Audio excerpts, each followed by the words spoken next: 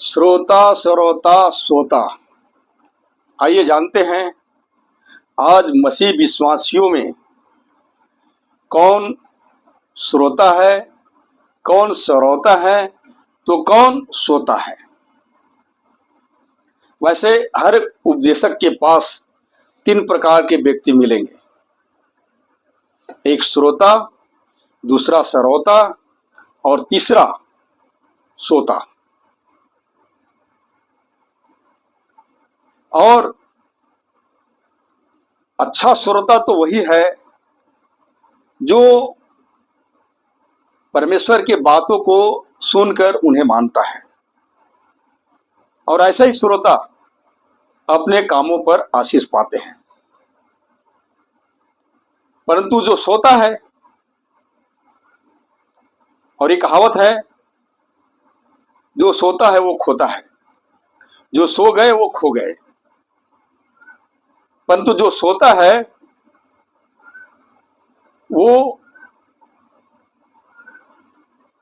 किसके समान है, आइए जानेंगे। बहुत सारी ऐसी बातें हैं जिनको आज समझने की जरूरत है। पहले हम श्रोता के बारे में देखेंगे, यानी कि एक्चुअल में श्रोता कौन है, किसको कहा जा सकता है श्रोता। श्रोता के मतलब होता है सुनने वाला। और जब कोई उपदेशक उपदेश कर रहा होता है, शिक्षा और ज्ञान की बातें बताया जा रहा है, वहां पर शिक्षा और ज्ञान की बातें बताया जा रहा होता है, वहां पर ये व्यक्ति मिलते हैं, बहुत से सुनने वाले मिलते हैं। और मसीहत में भी हम बहुत से लोगों को देखते हैं, अच्छे श्रोता भी मिलते हैं जो सचमुच में परमेश्वर के वचन को सुनकर उस पर बिलीव लाते हैं, विश्वास करते हैं और आशीषित भी होता है। लेकिन कई मसीह विश्वासी परमेश्वर के वचनों को कई बार सुनते हैं, लेकिन थोड़ी देर के बाद में वो श्रोता नहीं होता है, वो श्रोता बन जाता है या सोता बन जाता है। पहले हम श्रोता के विषय में बात करेंगे। अच्छा श्रोता तो वही है जो परमेश्वर के वचन को सुनकर भूलता नहीं है। और अच्छा श्रोता तो वही है जो परमेश्वर के वचनों को ठीक रीति से काम पर लाना जानता है। आइए जानते हैं परमेश्वर के वचनों में हमें क्या कुछ मिलता है, थोड़ा पढ़ करके देखेंगे। जैसे लिखा है, पर जो व्यक्ति स्वतंत्रता की सिद्ध व्यवस्था पर ध्यान करता रहता है, वह अपने काम में इसलिए आशीष पाएगा कि सुनकर भूलता नहीं, पर वैसा ही काम करता है। याकूब की पत्री 1 अध्याय वचन 25। यह मेरे प्रिय भाई बहनों, असली श्रोता वही है जो परमेश्वर के वचन को सुनकर अनसुनी नहीं करता, भूलता नहीं, परंतु वैसा ही करता है जैसा कि वो सुनता है। तो परमेश्वर के वचन को सुनकर कभी अनसुनी नहीं करनी चाहिए। अच्छा प्रतिफल पाने के लिए, आशीषित होने के लिए, जैसा परमेश्वर का वचन कहता है वैसा ही करना चाहिए, वैसा ही करना चाहिए। बाइबिल के कई उदाहरण हमें बताती है, जिसने परमेश्वर के वचन को सुना, जिसने परमेश्वर की आज्ञा को सुना और वैसा ही किया, और वो आशीषित किया गया। जैसे नूह, अब्राहम, बहुत से लोग हैं जिनके बारे में पवित्र बाइबल हमें बताती है। आप किस प्रकार की श्रोता है, आपको कौन सी श्रोता कहा जाए। आप तो एक बार नहीं कई बार परमेश्वर के वचन को सुनते हैं, लेकिन नहीं लगता कि आप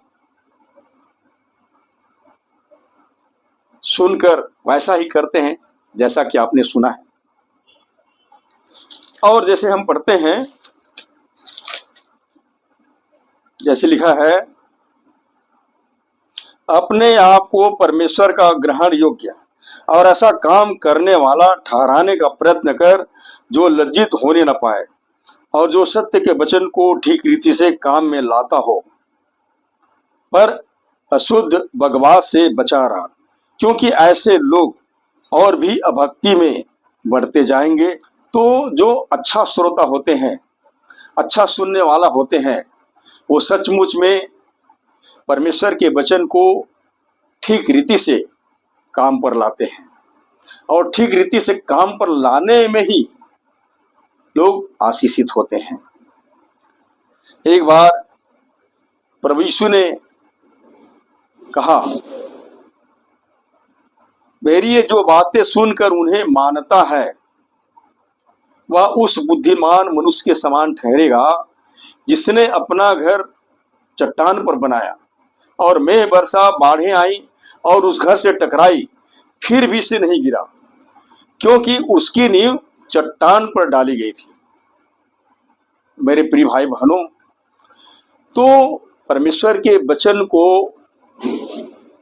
जो सुनता है और उस पर चलता है, तो मानो उसका घर चट्टान पर बनाया गया हो। घर बनाना मतलब चरित्र बनाना। जो कोई आदमी परमेश्वर के वचन को सुनकर भूल जाते हैं या अनसुनी कर देते हैं, ऐसे व्यक्ति अपने आप को धोखा देते हैं। परंतु जो सुनकर भूलता नहीं है, वो व्यक्ति सचमुच में अपने चरित्र को सुंदर और पवित्र बनाए रखते हैं। घर बनाना मतलब चरित्र बनाना। इसलिए मेरे प्रिय भाई बहनों, कि एक दिन हम सबका आत्मिक घर परखा जाएगा और जिस तरह से मेघों का बरसना, आंधियां चलना और घर पर टकराना, आप सोच सकते हैं, यदि जो घर चट्टान पर नहीं बनाया गया हो, वो घर में क्या दम है। वो तो थोड़ी सी आंधी चलने पर, थोड़ी सी मेघ बरसने पर वो गिर करके सत्यानाश हो जाएगा। परंतु वो घर जिसकी नींव गहराई में बना हो, जिसका घर चट्टान पर बना हो, वो घर अत्यंत मजबूत होता है। कैसो भी प्रकार की आंधी आएगी, आंधियां चलेगी, मेघ बरसेगा, तब भी से वो घर खड़ा रहेगा। जी हाँ मेरे प्रिय भाई बहनों, मसीह जीवन में बहुत सारे विपत्तियां, बहुत सारे सामाजिक समस्याएं, पारिवारिक समस्याएं, बहुत सारी समस्याएं आ सकता है। लेकिन यदि हमारी आत्मिकता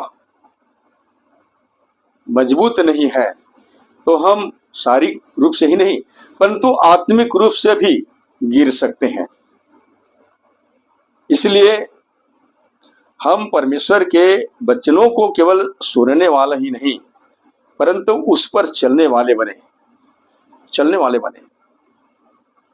इसलिए असली श्रोता और अच्छा श्रोता वही है जो परमेश्वर के वचनों को सुनकर भूलता नहीं।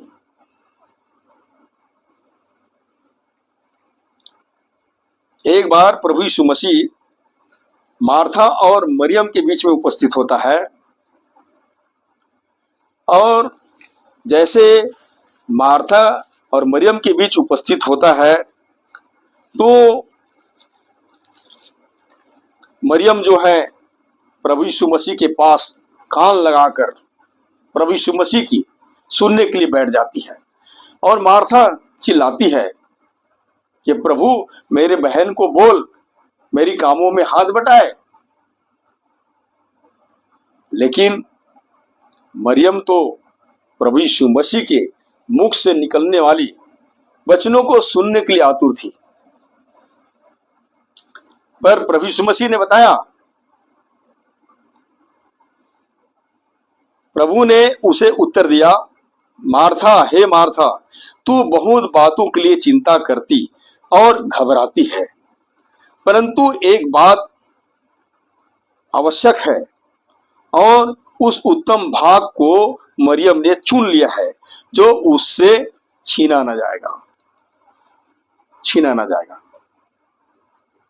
कहने का मतलब यह था प्रियो, जो परमेश्वर के बातों पर ध्यान लगाए रहते हैं, मन लगाए रहते हैं और उसके अनुसार करते हैं, उसके भाग को कोई नहीं छीन सकता।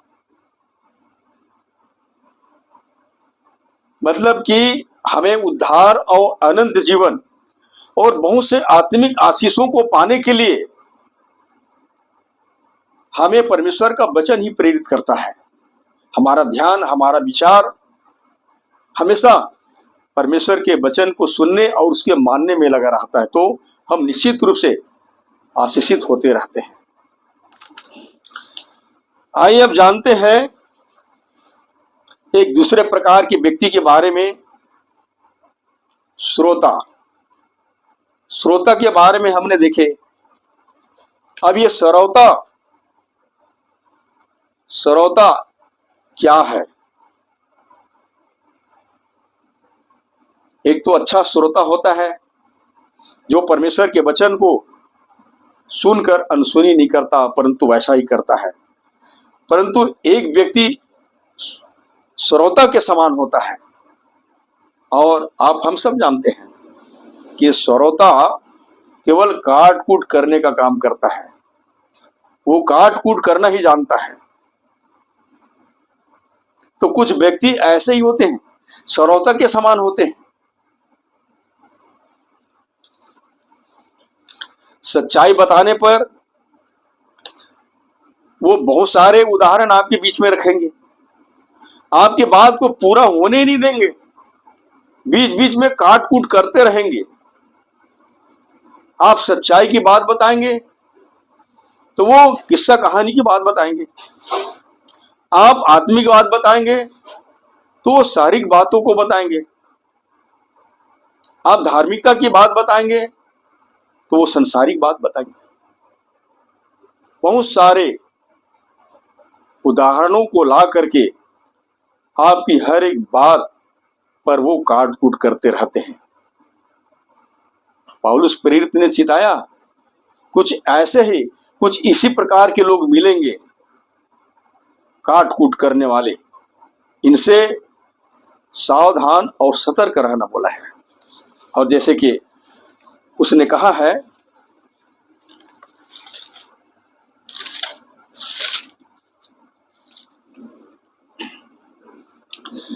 जैसे लिखा है, कुत्तों से चौकस रहो, उन बुरे काम करने वालों से चौकस रहो, उन काट कूट करने वालों से चौकस रहो, उन काट कूट करने वालों से चौकस रहो। तो ये व्यक्ति कहीं भी और कभी भी मिल सकता है। ये आपके बातों में काट कूट करने का काम करेंगे, इनसे चौकस रहना है। ऐसा करके ये व्यक्ति परमेश्वर के कामों में दखल अंदाजी करेंगे, परमेश्वर के कामों को बिगाड़ेंगे, और हो सकता है दूसरों को भी भरमा देंगे, दूसरों को भी बरगला देंगे। तो ऐसे काट कूट करने वाले व्यक्तियों से भी चौकस रहने की जरूरत है। आइए अब जानते हैं तीसरे प्रकार के व्यक्ति के बारे में, और वो है श्रोता। मसीहत में भी हम देखते हैं, आराधना के दिन जब परमेश्वर का वचन सुनाया जाता है तो वहां बहुत से लोग सुनने के लिए जाते हैं। तो क्या सब के सब सचमुच में सुनते हैं? सुनते हैं, लेकिन एक अच्छा श्रोता के समान नहीं। वो श्रोता नहीं, सोता बन जाता है। पानी का सोता नहीं, सोने वाला बन जाते हैं। इधर उधर की बात करिए तो कान दे करके सुनेंगे, लेकिन सच्चाई की बात करो तो सोते रहते हैं। कई मसीही व्यक्ति रात दिन शरीर की अभिलाषा, आंखों की अभिलाषाओं को पूरा करने में खोए रहते हैं। यह भी व्यक्ति सोता के समान है, सोने वाले हैं। पवित्र बाइबल हमें बताती है, तुम न तो संसार से न संसार की वस्तुओं से प्रेम रखो, क्योंकि ये सब परमेश्वर की ओर से नहीं है। जैसे लिखा है, तुम न तो संसार से और न संसार में की वस्तुओं से प्रेम रखो। यदि कोई संसार से प्रेम रखता है तो उसमें पिता का प्रेम नहीं है, क्योंकि जो कुछ संसार में है, अर्थात शरीर की अभिलाषा, आंखों की अभिलाषा और जीविका का घमंड, यह पिता की ओर से नहीं परंतु संसार ही की ओर से है। संसार और उसकी अभिलाषाएं दोनों मिटते जाते हैं, पर जो परमेश्वर की इच्छा पर चलता है वह सर्वदा बना रहेगा। तो मेरे प्रिय भाई बहनों, कुछ इस प्रकार के लोग मिलेंगे, मसीह का वेश धारण करेंगे, मसीह के भेष में आएंगे, भेड़ के भेष में आएंगे, परंतु इनका रात दिन ध्यान किस में रहता है? शरीर की अभिलाषाओं को पूरा करने, आंखों की अभिलाषाओं को पूरा करने और जीविका की उपार्जन को पूरा करने में लगे रहते हैं। ये मानो संसार की कामों में खोए रहते हैं। पवित्र बाइबल बताती है, संसार के बहुत सारे वस्तुएं हैं जो क्षणभंगुर होता है, जो परमेश्वर की ओर से नहीं है, वो संसार ही की ओर से है। और ये सब मिटते जाएंगे, परंतु जो परमेश्वर की इच्छा पर चलता है, परमेश्वर की इच्छा पर चलने वाले व्यक्ति सचमुच में परमेश्वर के वचन को सुनकर उसको अच्छी रीति से काम में लाने का प्रयास करते हैं। तो इस प्रकार के व्यक्ति जो रात दिन संसार के व्यसन में खोए रहते हैं, संसार के उद्गम में खोए रहते हैं, संसार की बातों पर ध्यान लगाए रहते हैं, ये सोता है। ये न तो सरोता है न श्रोता है, ये सोता है, मतलब ये सोए रहते हैं। प्रभु यीशु मसीह ने एक बार बताया, मेरी जो ये बातें सुनकर उन्हें नहीं मानता है वह उस निर्बुद्धि मनुष्य के समान ठहरेगा जिसने अपना घर बालू पर बनाया और मेघ बरसा, बाढ़ें आई और आंधियां चली और उस घर से टकराई और वह गिर करके सत्यानाश हो गया। आप हम सोच सकते हैं, बालू पर घर बनाना मतलब अपना संपूर्ण समय जीवन व्यर्थ में गंवा देना, अपना संपूर्ण जीवन किस्सा कहानियों में बिता देना, संसार की अच्छे अच्छे लुभाने वाली बात, किस्सा कहानी जैसे बातें, इन पर वो मन लगाए रहते हैं, इन पर वो खोए रहते हैं। ऐसे व्यक्ति के बारे में बताए हैं कि ये उस निर्बुद्धि मनुष्य के समान ठहरेंगे जिसने अपना घर बालू पर बनाया। ऐसे लोग अपना घर बालू पर बना लेते हैं। और जैसे हमने बताया, घर बनाना मतलब चरित्र बनाना। ऐसे लोग, बहुत से लोग ऐसे लोग हैं जो मनुष्य की भ्रम की चतुराई के भ्रम के जाल में पड़कर और उनकी ठग विद्या में आकर फंसकर अपना संपूर्ण जीवन समय गंवा देते हैं।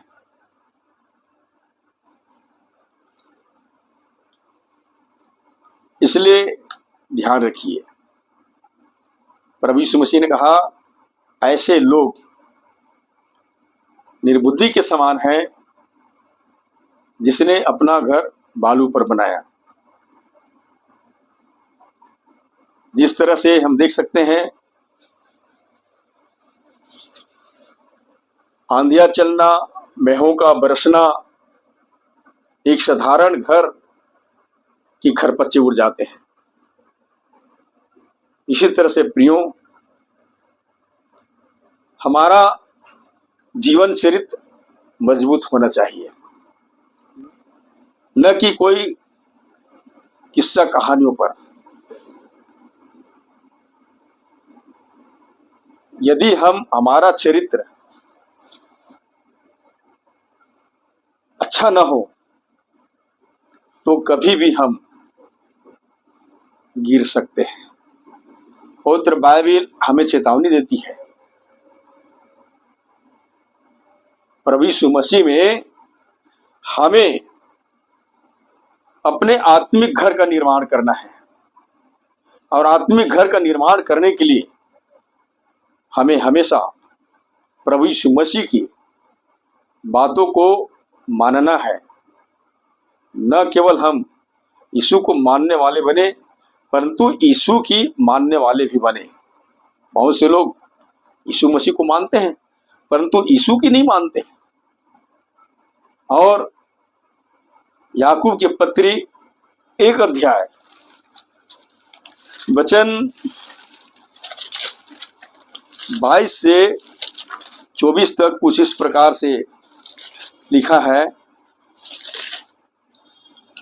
परंतु वचन पर चलने वाले बनो, और केवल सुनने वाले ही नहीं जो अपने आप को धोखा देते हैं। याद रखिए, परमेश्वर के वचन को सुनने वाले अगर उसमें नहीं चलते हैं, वो स्वयं अपने आप को धोखा देते हैं। क्योंकि जो कोई वचन का सुनने वाला हो और उस पर चलने वाला न हो तो वह उस मनुष्य के समान है जो अपना स्वाभाविक मुंह दर्पण में देखता है, इसलिए कि वह अपने आप को देख कर चला जाता है और तुरंत भूल जाता है कि मैं कैसा था। स्वाभाविक रूप से हम सब दर्पण देखते हैं, लेकिन बाद में भूल जाते हैं मैं कैसा था। इसी के समान बहुत से लोग परमेश्वर के वचन को सुनते जरूर हैं, लेकिन उसमें चलते नहीं है, और नहीं चलने के कारण वो स्वयं अपने आप को धोखा देते हैं। और धोखा कब खाते हैं? जब उसका आत्मिक घर परखा जाता है। आत्मिक घर परखा जाता है, और जब नानान प्रकार की सताहट, नानान प्रकार के सामान्य परिस्थितियां, विपत्तियां जब उसके जीवन काल में आता है, तब उसकी दुर्दशा बहुत बिगड़ चुकी होती है। इसलिए मेरे प्रिय भाई बहनों, उसी समय हम धोखा खाते हैं, क्योंकि हमने परमेश्वर के वचन को सुनकर भूल गए। और यदि परमेश्वर का वचन को सुनकर हम वैसा करते हैं, तभी हम अपने आत्मिक जीवन को मजबूत बना सकते हैं, सफल बना सकते हैं, और हर बातों में हम सावधानी बरत सकते हैं। इसलिए हम केवल परमेश्वर के वचन को सुनने वाले नहीं, परंतु उसमें चलने वाले बने, क्योंकि पवित्र बाइबल हमें चेतावनी देती है। जो सुनकर भूल जाता है वो अपने आप को धोखा देते हैं, परंतु वही व्यक्ति अपने कामों पर आशीष पाएंगे जो सुनकर भूलता नहीं। तो हमने ऐसे 3 प्रकार के व्यक्ति के बारे में जाने, श्रोता, सरोता और सोता। सोता, जिसके बारे में हमने देखा कि ऐसे व्यक्ति जो रात दिन सांसारिक कामों में व्यस्त रहते हैं, आंखों की अभिलाषा को पूरा करने में, शरीर की अभिलाषाओं को पूरा करने में लगे रहते हैं, खोए रहते हैं।